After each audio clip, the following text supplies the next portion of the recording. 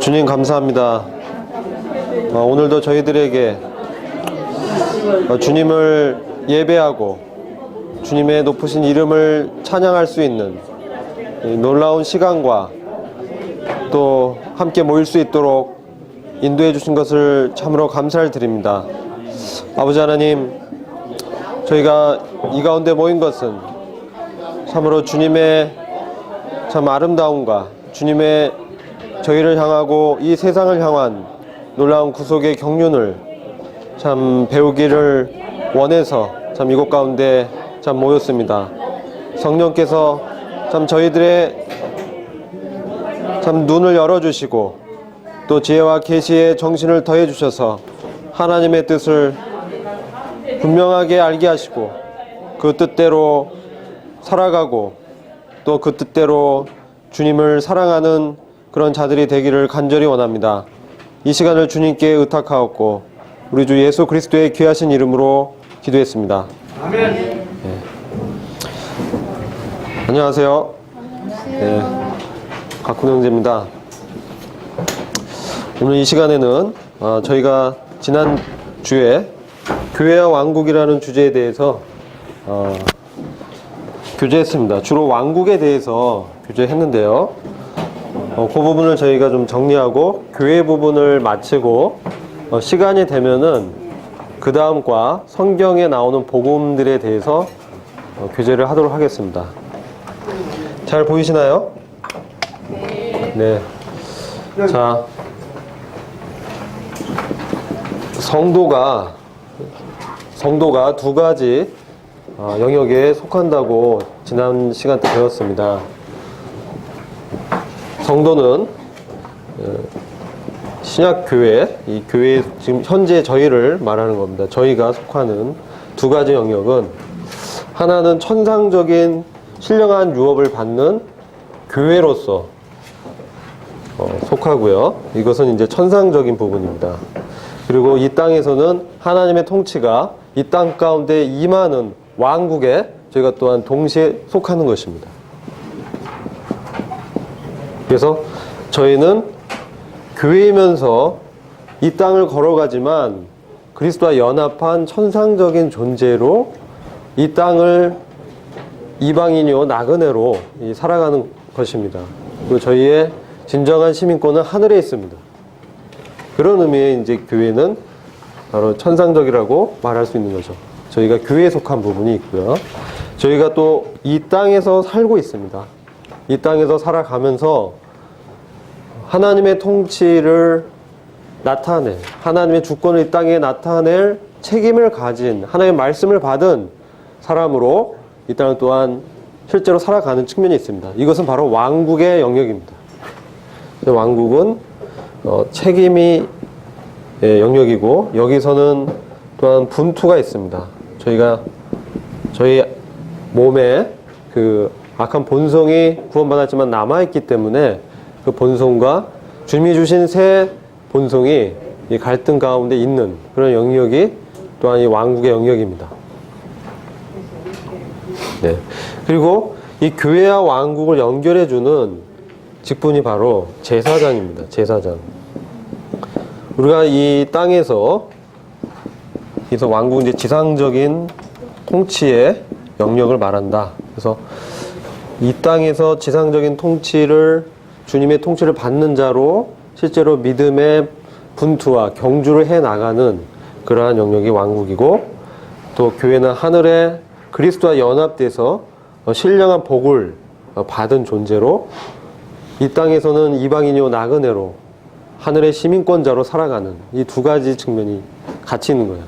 그래서 성도는 교회면서 동시에 왕국에 속하는 것입니다.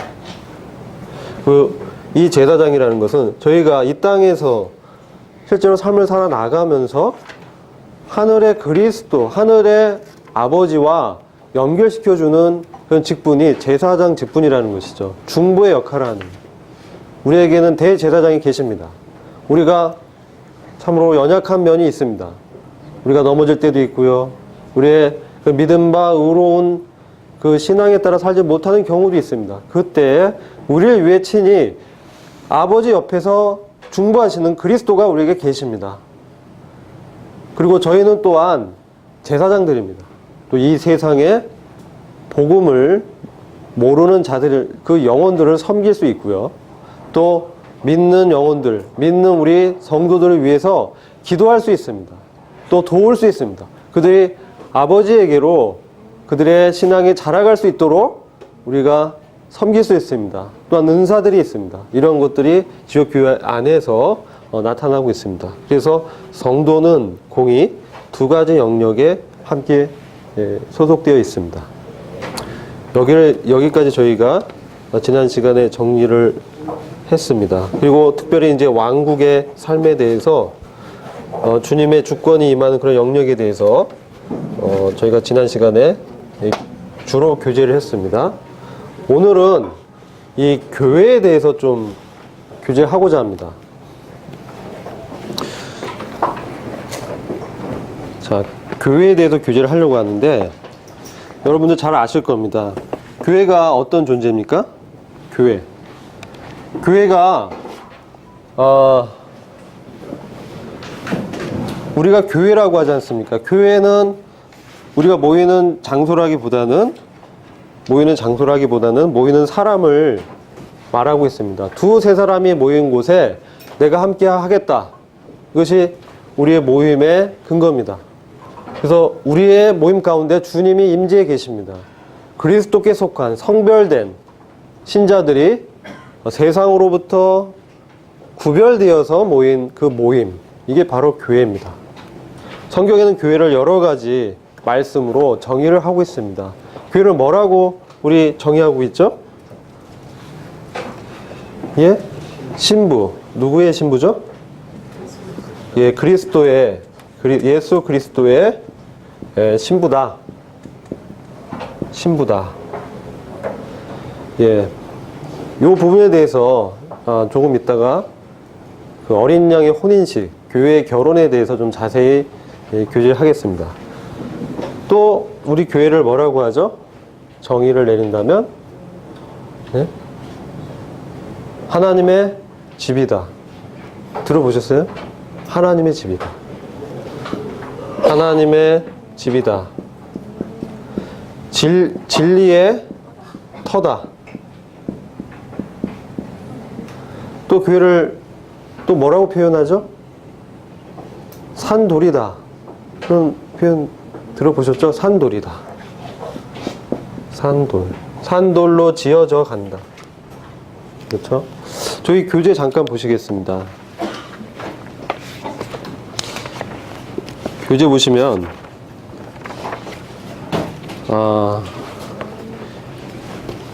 페이지 27페이지 보시면 교회는 성경에서 집이다. 또 성령이 거하시는 전이다. 성전이다. 그런 말씀 있죠. 성전이다. 성전으로. 또 그리스도의 신부면서 그 그리스도의 몸이다. 그리스도의 몸이라는 것은 그리스도를 머리로 삼고 있다. 이런 의미죠. 그리스도가 머리입니다.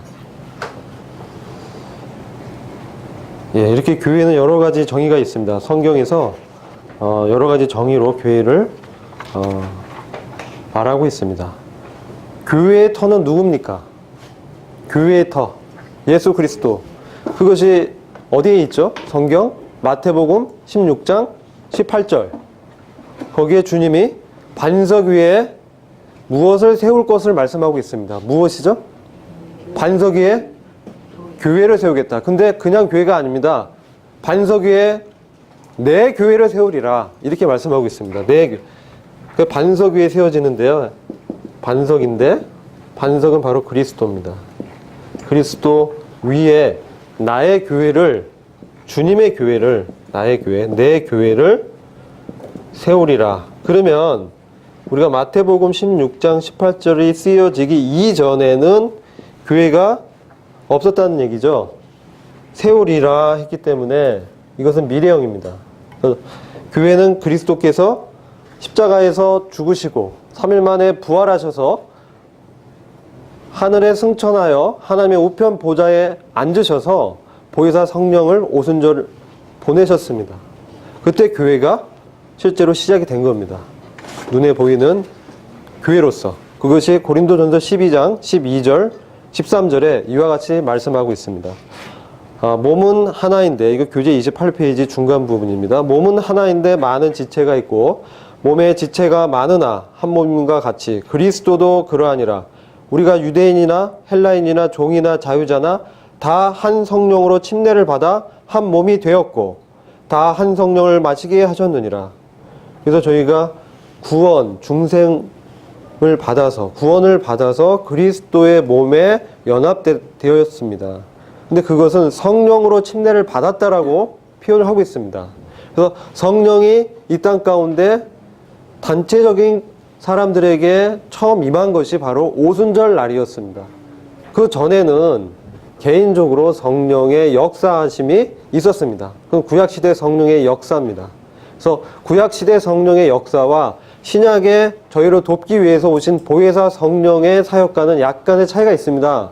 그것은 저희가 지난번에 말씀드렸는데, 간단히 말씀드리면 구약시대에 나타난 성령의 역사는, 그것은 그 사람이 믿지 않는 자라도 성령의 역사와 임함이 있습니다. 그것은 하나님의 사역을 하기 위해서 특별하게 성령의 임하심이 나타나는 것입니다. 그래서 믿지 않는 사울의 부하들도 성령의 감동을 받아서 예언을 했고, 사울조차도 육신적인 왕이지만 그가 성령의 감동을 받아서 예언을 하게 됩니다.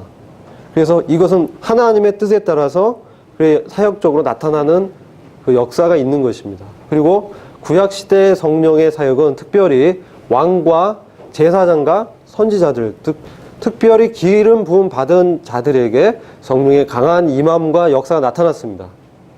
그러나 우리가 시편에서 다윗의 고백처럼 그가 밧세바를 범한 후에 그에게 성신이 떠나지 않을 것을 주님께 구하고 있는 장면을 통해서 우리가 생각해 볼 수 있는 것은 그 사람의 범죄함과 하나님을 떠나고 버렸을 때 성령의 사역이 그로부터 떠난다라는 것을 제가 알 수가 있습니다. 그래서 구약시대의 성령의 사역은 그와 같습니다. 떠날 수 있는 그러한 하나님의 뜻에 따라서 역사하는, 그 사람의 신앙과 관계없이도 그에게 역사를 할 수 있는 그러한 성령의 사역입니다. 그래서 신약의 성령의 사역은 믿는 자에게 임하는 성령의 역사입니다. 그리고 한 번 임한 성령의 내주하심은 떠나지 않습니다. 그가 비록 범죄할지라도 그를 위해서 말할 수 없는 탄식으로 기도하십니다. 그래서 성령은 내주하시면서 하나님의 것으로 인치십니다. 인쳤다 이렇게 말씀합니다. 성령의 인침이 있습니다.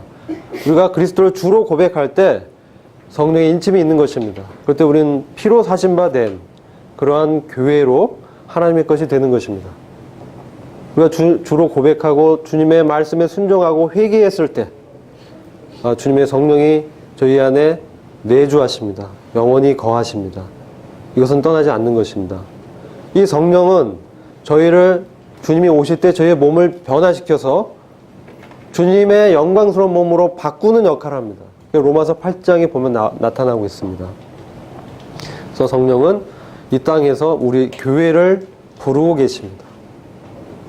그래서 교회는 오순절 날에 성령의 강림으로 단체적으로, 구약에는 개인 왕이나 선지자 제사장에게만 특별하게 하나님 뜻을 나타내게 역사했는데, 신약에서는 단체적인 회중 가운데 그 모두에게 그들의 믿음에 따라서 성령이 내주하되 영원히 내주하시고 자신의 것으로 인치셨습니다.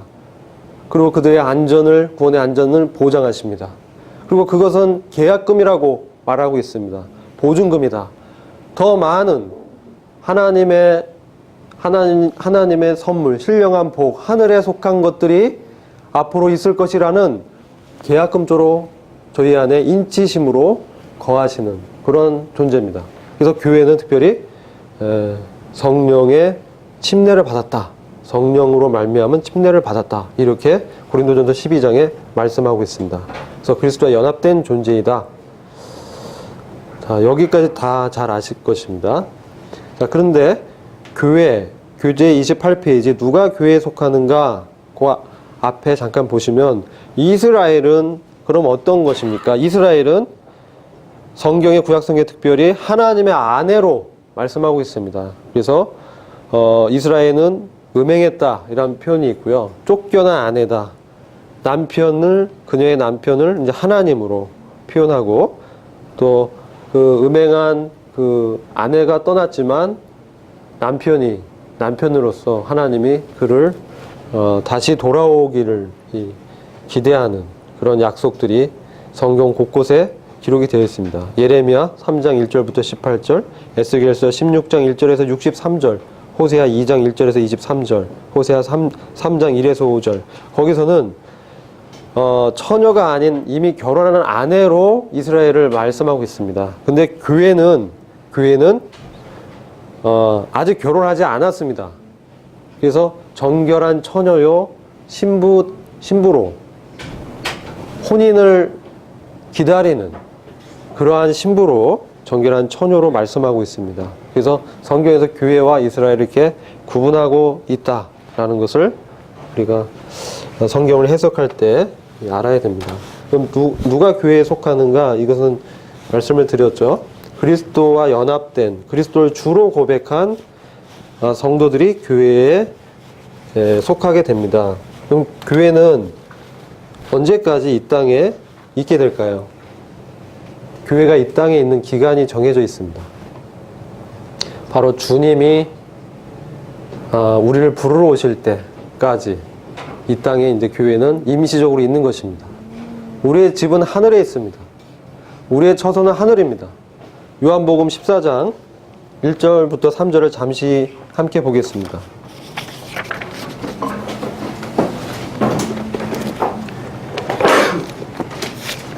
오늘 말씀 가운데도 이런 말씀이 언급하셨습니다. 근데 보시면 다 찾은 줄을 믿고 제가 대표해서 읽겠습니다. 제가 이제 이게 흠정역 번역이라 약간 개혁성경과 번역이 다를지라도 이해해 주셨으면 감사하겠습니다. 너희는 마음에 근심하지 말라. 너희가 하나님을 믿으니 또한 나를 믿어라. 내 아버지 집에는 많은 저택들이 있느니라. 그렇지 아니하면 내가 너희에게 말하였으리라. 나는 너희를 위하여 처소를 예비하러 가노라. 내가 가서 너희를 위하여 처소를 예비하면 다시 와서 너희를 내게로 영접하여 내가 있는 그곳에 너희도 있게 하리라. 주님께서 제자들에게 장차 떠날 것을 말씀을 다 하시고 떠나지만 아버지 집에 가지만 아버지 집에 그 옆에 집을 지으면 처소를 다 마련하면 다시 와서 내가 있는 그곳으로 너희를 영접하겠다 하셨습니다. 이게 바로 교회의 소망입니다. 그래서 주님이 우리를 부르러 오셔서 우리를 영접하실 때까지 그때까지 이 땅에 교회는 임시적으로 있는 것입니다. 그 기간이 지금 오순절부터 시작해서 주님의 재림, 특별히 이제 공중 재림이라고 합니다. 공중에서 이거는 어디 나옵니까? 데살로니가 전서 4장 16절부터 18절에 나오죠. 공중 재림할 때 이 땅에 있던 성도가 몸이 변화해서 주님의 영광스러운 몸으로 변해서 눈 깜짝할 사이에 하늘로 끌려 올라갑니다. 이제 휴거라고 합니다. 휴거. 그래서 하늘에서 그리스도를 만나게 됩니다. 그리스도께서 성도를 영접하러 오십니다. 자, 이건 공중 재림입니다. 주님이 이 땅에 성도와 함께 내려오는 것을 뭐라고 합니까? 지상 강림이라고 합니다. 지상 강림. 공중 재림과 지상 강림은 목적이 다릅니다. 휴거는 성도를 영접해서 나와 함께 영원히 있게 하기 위해서 주님이 오시는 것입니다. 성도들을 영접하기 위해서. 그러나 지상 강림은 이때는 오시는 것은 바로 심판주로 오시는 겁니다. 통치자로 오시는 겁니다. 왕으로 오시는 겁니다. 이 세상을 심판해서 하나님을 믿지 아니하고 복음을 거절한 이 세상의 악을 이 땅에서 제거하시기 위해서 오시는 것입니다. 인자 되심으로 받으신 심판의 권세를 직접 행하십니다. 그래서 이 땅에 잔존하는 악한 정부와 악한 권력들과 믿지 않은 악인들을 그분의 놀라운 권능으로 대환란 가운데서 그들을 심판하십니다. 그리고 그게 바로 지상 강림의 목적입니다. 그래서 오순절 날부터 주님의 공중 재림이 있을 때까지 교회는 이 땅에 임시적으로 나그네로 임시적인 거죠. 임시적이라는 거예요. 임시적. 그럼 이 땅에서 우리는 나그네요, 이방인이요, 여행자, 순례자의 삶을 살아가는 것입니다. 교회의 어떤 본질적인 측면이죠. 이 땅에서의 삶의 태도죠. 근데 우리가 여기서 영원히 거주할 것처럼 사는 것은 아니죠. 이것은 이 땅의 영광은 누구에게 약속이 됐습니까? 이스라엘입니다. 이스라엘은 이 땅에 하나님의 영광을 이 땅 가운데 나타나기 위해서 특별히 하나님이 선택한 민족입니다. 나라입니다. 그들을 중심으로 하나님께서 이 땅에 가시적인 정부, 왕국을 세우실 것입니다. 그게 바로 천년왕국이죠. 자, 이런 부분들은 이제 저희가 그동안 배워왔는데, 그래서 이 교회가 이 땅에 있는 이 기간 동안에 구원받은 자들만 교회에 속하게 되는 겁니다. 구원받은 자들만 교회에 속하게 되고, 주님의 그 공중 재림 이후에 이 땅 가운데 또한 구원이 그럼 없냐?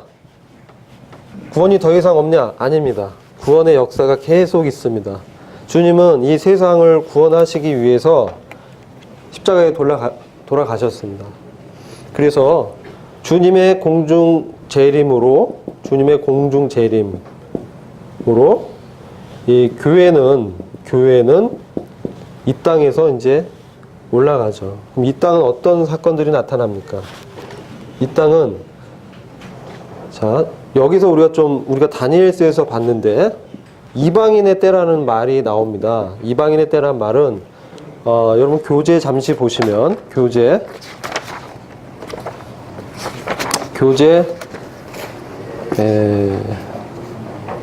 38페이지 보시면요.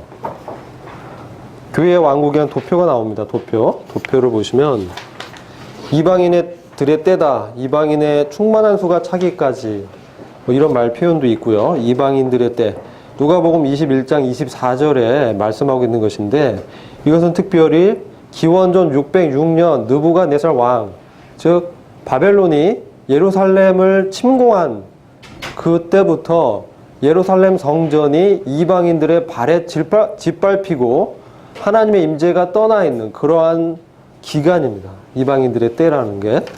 그래서 이방인들의 때 중에 하나님의 지상 통치는 제국들을 통해서 이 땅 가운데 가시적으로 나타났습니다.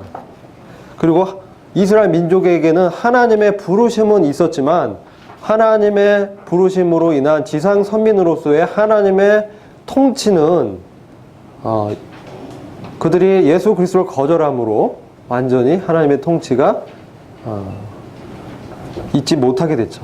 그래서 지금도 여전히 그들은 메시아를 기다리고 있습니다. 그 도표를 보시면 이방인들의 때가 언제까지입니까? BC 606년부터 이방인들의 그 심판이 이제 끝나는 때가 주님의 지상 강림으로 이방인의 제국들을, 마지막 이방 제국인 적그리스도의 왕국을, 세계 정부를, 그리스도를 거절하고 이 땅 가운데 남아있는 이 땅에 연합된, 땅에 거하는 자들을 주님이 이제 심판하시러 지상 강림하십니다.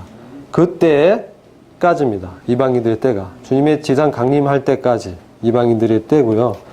그리고 유대인에 대한 하나님의 경륜은 에스겔서 9장, 10장, 11장에 걸쳐서 나와 있는 것처럼 우상 숭배의 역사 속에서 하나님의 성전에 계셨던 쉐키나의 영광이 떠나게 됩니다. 그리고 이스라엘에는 이방 민족의 침략을 받아서 짓밟히는 역사 속에서 지금까지 와 있었던 것입니다. 이방인들이 때라는 게 바로 그런 의미입니다. 그런데 다니엘서 9장에 나오는 71의 예언인데 69주 여기서 이제 저희는 이제 역사적으로 한 이래를 일주일이라고 되지만 성경에서 이 이래는 7년입니다. 7년. 한 이래가 7년의 역사입니다. 그래서 71회라고 하면 490년에 유대인들을 향한 특별한 예루살렘 성에 대한 하나님의 특별한 이 경륜이 있다는 겁니다. 그런데 69번째까지 즉 483년의 역사는 이미 이루어졌습니다. 69일에는 어떤 일이 있었냐? 그리스도께서 예루살렘 성에 입성하셨습니다. 호산나 다윗의 후손이요. 그렇게 이스라엘 백성들이 영접했지만 결국은 그리스도를 유대인의 지도자들이 로마의 빌라도에게 넘겨버립니다. 그래서 십자가형을 처하게 되죠. 바로 그 역사로 이제 69일에까지 유대인에 대한 역사가 맞춰지고 마지막 70번째 일에 마지막 7년이죠. 70번째 일에 7년의 역사가 남아 있습니다. 이 남아있는 7년의 역사는 야곱의 고난의 때, 야곱의 환난이라고 예레미야서에서 말씀하고 있습니다. 이것이 바로 저희가 믿기는 바로 이 대환란의 기간으로 보고 있는 것입니다. 특별히 야곱의 고난이 극심한 이때를 대환란이라고도 합니다. 이게 3년 반입니다. 후 3년 반. 근데 전체적으로 야곱의 고난의 때라고 볼 수 있습니다. 그래서 이때까지 주님이 이때까지 교회를 부르고 있는 거예요. 주님의 십자가의 사건 이후에 성령 강림하시고 지금도 여전히 그리스도의 몸된 교회를 부르고 있습니다. 부르고 있고 그 교회가 이방인의 충만한 수가 다 차면 마지막 구원받는 자가 다 차게 됐을 때 누군지 모르지만 바로 주님이 교회를 데리러 오신다는 거죠. 자, 그러면 그 교회의 결혼식은 어떻게 되느냐? 그래서 이렇게 주님이 교회를 부르러 오시면 이 하늘에서 주님이 우리를 영접했을 때 그럼 여기서 어떤 사건이 있느냐? 그 사건이 이제 기록되어 있습니다. 성경에 있는 그 예언된 사건들 중에서 저희가 순서적으로 저희 그 전천년적 해석에 의해서는 여러 다른 해석도 있지만 가장 먼저 이루어질 예언의 사건이 휴거입니다. 휴거 사건이 있으면 이 휴거 사건 주변으로 해서 어떤 일이 있냐면 데살로니가 후서 2장을 보면 바로 이 그 적그리스도가 이제 등장을 합니다. 그래서 이 적그리스도가 다니엘서 9장 24절에 보면은 이스라엘 민족과 평화 조약을 맺습니다. 7년 조약을 맺게 되고 적그리스도가 이스라엘이 예루살렘 성전 모리아산 지금 황금의 돔이 터 있는 그 터 위에 성전을 짓게 합니다. 그래서 유대인들은 지금 그 성전을 지을 준비를 다 마치고 기다리고 있습니다. 그럼 어떤 사건이 있으면 적그리스도가 세계 정부의 권세를 받게 될까요? 이 열왕들이라 하면은 세계 10개의 어떤 큰 세력을 말하는 것입니다. 이들이 세계의 10개의 큰 세력이 마지막 때에 등장하게 되는데 이들이 자신의 권력을 적그리스도가 정말 하나님의 신적 권세를 가진 놀라운 지도자다라고 인정하면서 그들의 권세를 적그리스도에게 넘겨주는 때가 있습니다. 이런 때가 임하기 위해선 이 지상에 어떤 사건이 있어야 되겠습니까? 이 지상에 있는 그 세계 질서가 무너지는 사건이 있어야 됩니다. 세계 질서가 무너지면서 어떤 유럽 연합이라든지 북미와 남미 이쪽의 어떤 연합 세력들 이런 세력들이 이제 흔들리면서 그들은 지금 연합을 꾀하고 있거든요. 바벨 탑 사건 기억하시죠? 마찬가지로 사람들이 마지막에 자원이 희소하고 경쟁이 치열하고 이러다 보니까 자꾸 이렇게 연합을 합니다. WTO라든지 다 그게 그런 거의 일환입니다. 요즘 나오는 건 뉴 월드 오더에서 신세계 질서 뭐 이런 얘기도 많이 들으셨을 겁니다. 그래서 세계 정부를 꿈꾸고 있습니다. 세계 정부를 꿈꾸면서 실제로 성경에도 그러한 짐승에 의해 세워지는 마지막 제국의 역사가 기록되어 있습니다. 그래서 그 짐승의 제국, 세계 정부, 음녀를 통한 이 열왕들이 음녀를 기점으로 해가지고 이 연합해서 그들의 권세를 넘겨주는 그 사건이 일어날 것인데, 그 전에 이 세계는 굉장한 이 세계 질서가 무너지는 사건이 일어날 것입니다. 예언이 되어 있는 것이죠. 그래서 세계 경제 질서, 특별히 경제적인 측면에서 붕괴할 것이라고 보고 있습니다. 왜냐하면은 666표의 매매가 있는 그 666표가 등장하는데 666표가 결국 사람들의 매매를 제한하는 어떤 기능을 하는 표로 짐승의 표로 소개되고 있습니다. 그러려면 세계 경제가 단일화돼야 됩니다. 그게 어떠한 영향권 안에 들어가면서 사람들을 그렇게 구속시키고 그러기 위해서는 독립적인 어떤 그 나라로서 더 이상 버틸 수 없는 그러한 세계 경제 붕괴가 와야 됩니다. 한번 왔습니다. 근데 우리가 그것을 그냥 놓치고 지나갔습니다. 우리나라 사이클로 봤을 때는 1997년에 IMF 위기가 있었습니다. 재정 위기.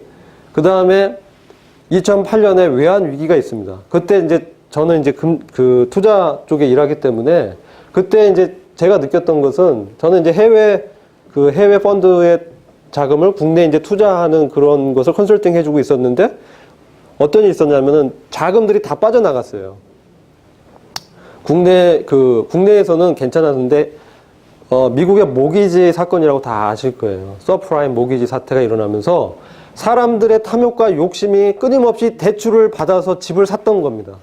근데 경제 펀더먼털은 그걸 버틸 수 없었는데 그냥 계속 하리라는 기대, 내가 할 수 있어. 카드 긋고 대출 받아가지고 집을 산 거예요. 근데 그 이제 파생상품이라고 하는데 원래 기초적인 경제는 약한데 그 위에 계속 돈을 대출 받아가지고 부채로 집을 사고 부채로 계속 경제를 키워온 겁니다. 거기에 미국이 일조를 했습니다. 달러를 계속 찍어낼 수 있거든요. 요즘 이제 나오는 게 양적 완화 이런 얘기가 나오잖아요. 그게 다 연결이 돼 있는 거예요. 그래서 이 세계가 그렇게 되다 보면 세계 전체가 경제적으로 자산이 버블 사태가 됩니다. 이 거품이라는 겁니다. 일본도 과거 10년 동안 장기 침체에 들어갔던 거, 10년, 20년 늘어졌던 것이 부동산이 이제 계속 그런 사태로 부동산 자산 가격이 올라갔지만 사실 그게 대출이 받쳐주고 있던 거죠. 우리나라도 마찬가지입니다. 우리나라도 지금 가계부채가 엄청나게 쌓이고 있어요. 그게 뭐냐면은 돈을 자꾸 이제 카드나 대출을 통해서 받아가지고 집을 사게 하고 또 자영업을 하면서 또 대출 받아야 살 수가 있습니다. 자기 자본 갖고는 부족합니다. 그런 식으로 해가지고 자꾸 이 사람들을 몰아가는 거예요. 몰아가서 어떤 일이 되냐면은 세계 경제가 전반적으로 다 그렇게 되는 거예요. 전체 미국도 그렇고 유럽도 그렇고 이게 전체 어떤 경제 펀더멘털은 약한데 사람들의 탐욕과 나라 간의 그런 이익을 추구하다 보니까 계속 돈을 찍어내면서 그렇게 자산의 가치를 부풀려 옵니다.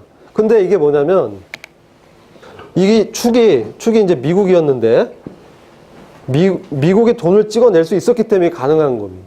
미국이. 근데 미국이란 나라가 지금 종말론 강의는 아닌데 이방인들의 때와 이제 연계해서 제가 좀 설명을 드리는 겁니다. 지금 세계 제국이 세계 경제 질서가 어떻게 흘러가고 있는가?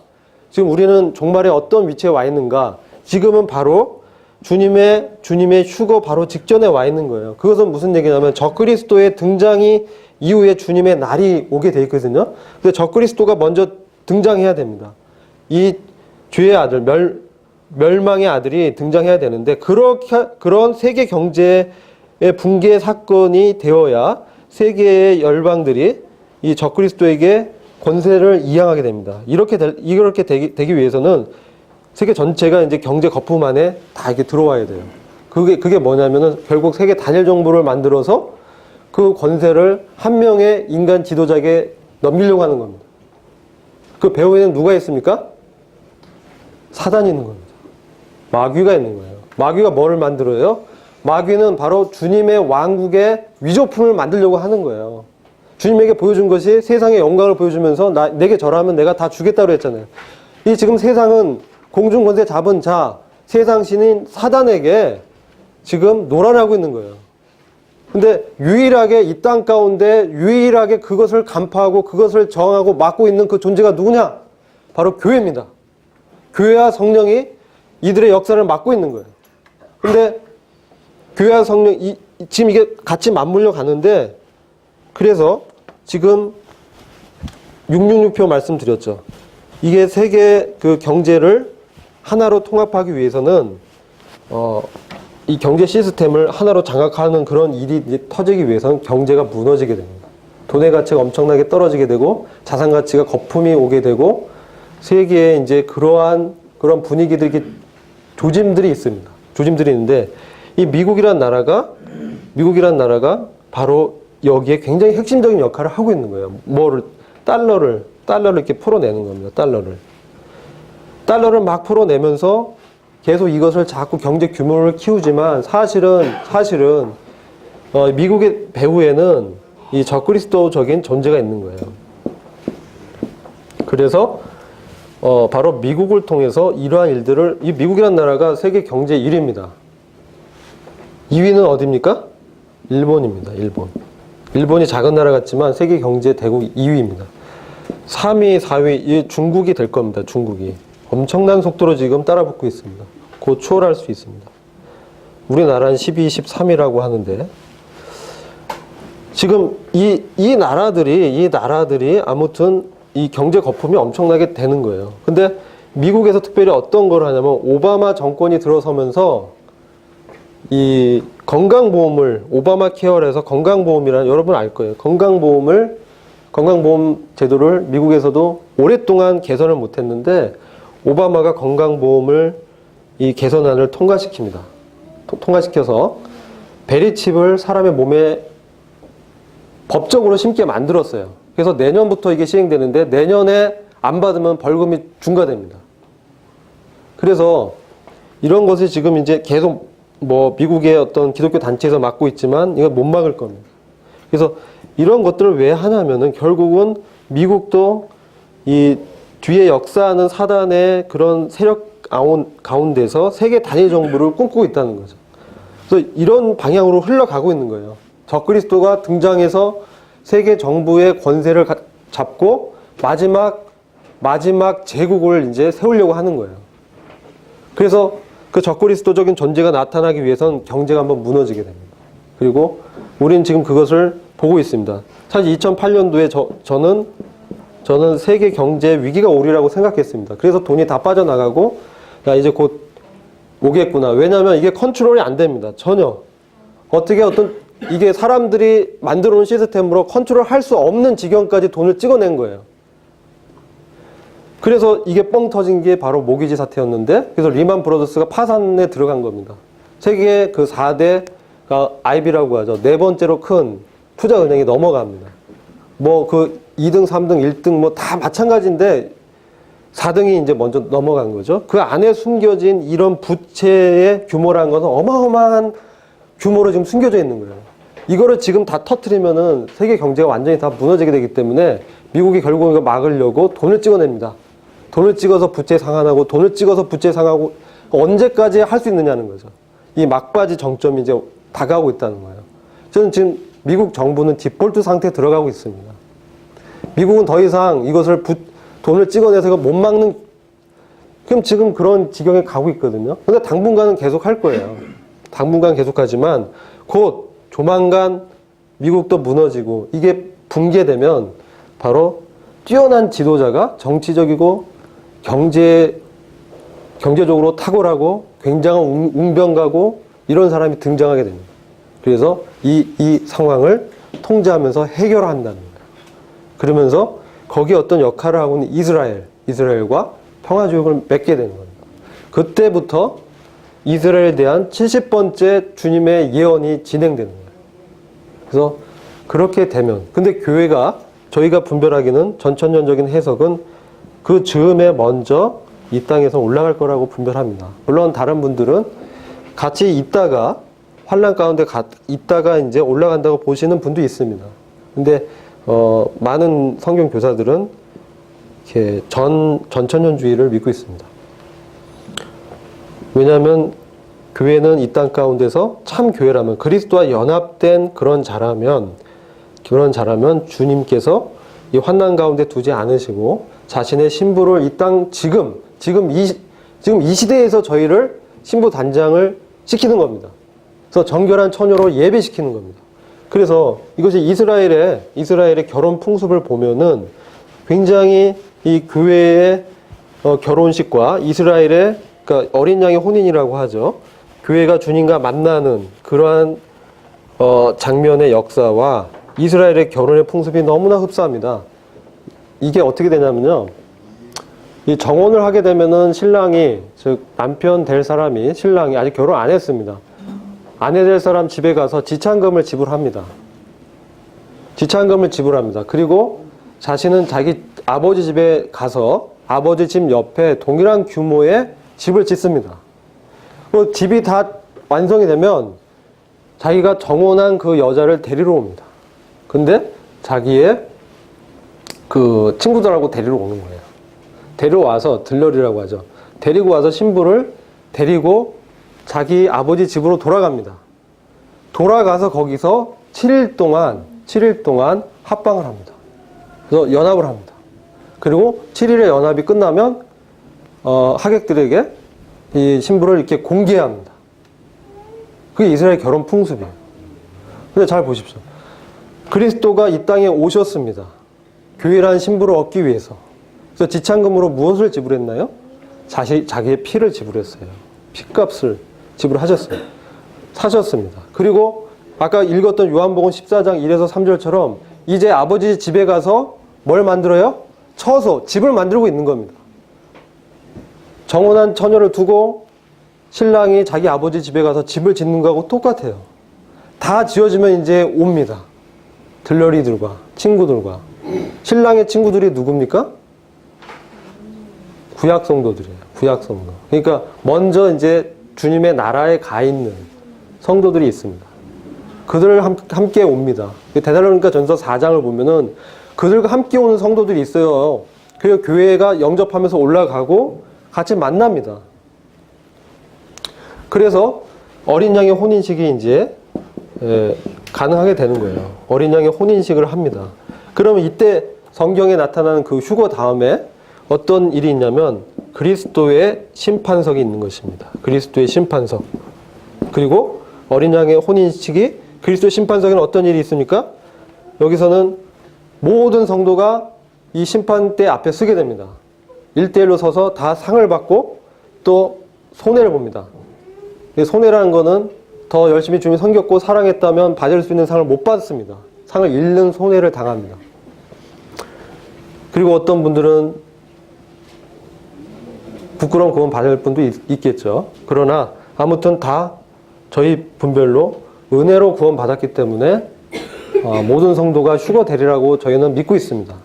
물론 이제 그렇게 안 보시는 분도 있습니다. 남겨져서 환난을 통과하면서 단련이 돼서 나중에 휴거될 거다 이렇게 보는 분들도 있습니다. 근데 저희의 성경적인 믿음은 은혜로 구원받은 사람은 모두 휴거될 것이라고 믿는 것입니다. 왜냐하면 우리의 구원이 우리의 행위에 달려있지 않기 때문에 그렇습니다.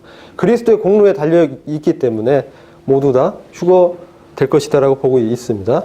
그래서 그리스도의 심판석에서 이 베마라고 하거든요. 베마. 여기서 면류관을 다 받습니다. 그리고 어린 양의 혼인식에 들어가게 됩니다. 그러면서 성경에 나오는 것은 어린 양의 혼인 잔치에 참여한 자들은 복이 있도다 이런 말씀을 합니다. 그래서 공중에서 교회와 주님이 혼인식을 합니다. 주님과 교회는 손님이 아닙니다. 주님과 교회는 바로 결혼의 주인공입니다. 손님들은 누굽니까? 손님들은 바로 이스라엘이라든지 또 어떤 사람들이 있죠? 7년의 환난 기 동안에 구원받는 사람들입니다. 7년의 환란기 동안에 이 땅에서 구원받는 사람들은, 그것이 요한계시록 7장에 대환란 가운데서 나오는 피로 씻음 받은 무리들이 있습니다. 그들이 구원받습니다. 그러니까 이 대환란은 심판이기도 하지만 마지막 주님의 구원의 경륜입니다. 마지막 때에 있을 주님의 구원의 경륜이에요. 그래서 이 7년의 기간 동안에는 교회가 아니었던 이 땅에 남겨진 자들 중에 주님을 믿는 자들이 구원을 받게 됩니다. 그래서 이때 역사는 이제 구약의 성령의 역사입니다. 구약 성령의 역사. 그래서 이 신약의 교회가 올라가면서 성령이 함께 올라가면서 저그리스도적인 세력이 지금은 어둠 가운데서 활약하지만 여기서 막게 된다면 정말 양심의 어떤 비추임 없이 엄청난 죄가 이제 퍼져 나갈 것입니다. 그리고 이제 환란 가운데 들어가게 되는데 이때의 성령은 역사는 어린 양, 뭐라고 표현되냐면은 7영이라고 표현돼요. 7영, 어린 양 7영. 그래서 7영의 역사가 있는 것입니다. 이것은 구약 시대의 구원의 역사와 비슷하게 이때도 이 구원의 역사는 역시 성령으로 말미암아 가능하고 이때는 환란 가운데서 믿음을 지킨 자들이 이제 구원을 받게 되는데 이런 사람들을 뭐라고 하냐면 환란기 성도라고 합니다. 이 환란기 성도들이 구원을 받고 그리고 들어가는 곳이 천년왕국이에요. 그리고 이스라엘의 남은 자들은 바로 유대인들 중에 14만 4천 명이라고 되어 있는 특별하게 하나님의 택함을 받은 사람들이 복음을 증거합니다. 복음을 증거해서 그때 전해지는 복음이 천국 복음입니다. 복음을 증거해서 회개하라, 천국에 가까웠다. 그래서 복음을 증거해서 이때 많은 유대인들과 이방인들이 회심하고 주님께로 돌아옵니다. 그래서 어떤 일이냐, 바로 여기서 혼인잔치에 참여하는 거예요. 혼인잔치. 어린 양의 혼인식에서 시작돼서 혼인잔치는 천년왕국까지 이어진다고 보고 있습니다. 그래서 이 혼인잔치에 원래 이스라엘 민족은 처음에 초대받았지만 진정 들어가는 사람들은 남아있는 사람들 중에 주님을 메시아로 믿은 사람들만 들어가게 될 거예요. 그래서 여러분 요한복음 3장에 보면 거듭난 자만 하나님 나라를 볼 수 있고 거듭난 자만 천국에 들어갈 수 있다고 니고데모에게 말씀합니다. 물과 성령으로 거듭난 자만 천국에 들어갈 수 있다. 근데 그게 우리가 영적으로 구원받은 사람이 하나님의 통치 안에 들어가는 측면도 있지만 바로 이 천년 왕국을 겨냥하고 있는 거예요. 이스라엘 민족 중에 물과 성령으로 거듭난 자만 천년 왕국에 들어갑니다. 근데 이것은 땅의 일이다. 땅의 영광이다. 땅의 일을 말해도 너희들이 이해를 못하겠거든. 하늘의 일을 말하면 어찌 너희가 이해할 수 있겠느냐? 하늘의 일은 뭐냐?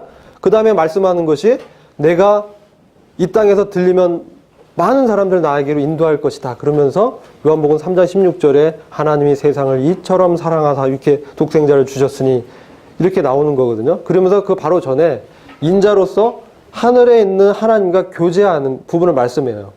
인자지만 하늘에 있는 인자로 이 땅에 살지만 그리스도가 인자로 이 땅에 있지만 아버지와 항상 교제했다는 거예요. 이게 하늘의 일입니다. 하늘의 일. 이 땅에 살지만 하나님 아버지와 사귐 가운데 들어간 존재들. 이게 하늘의 일입니다.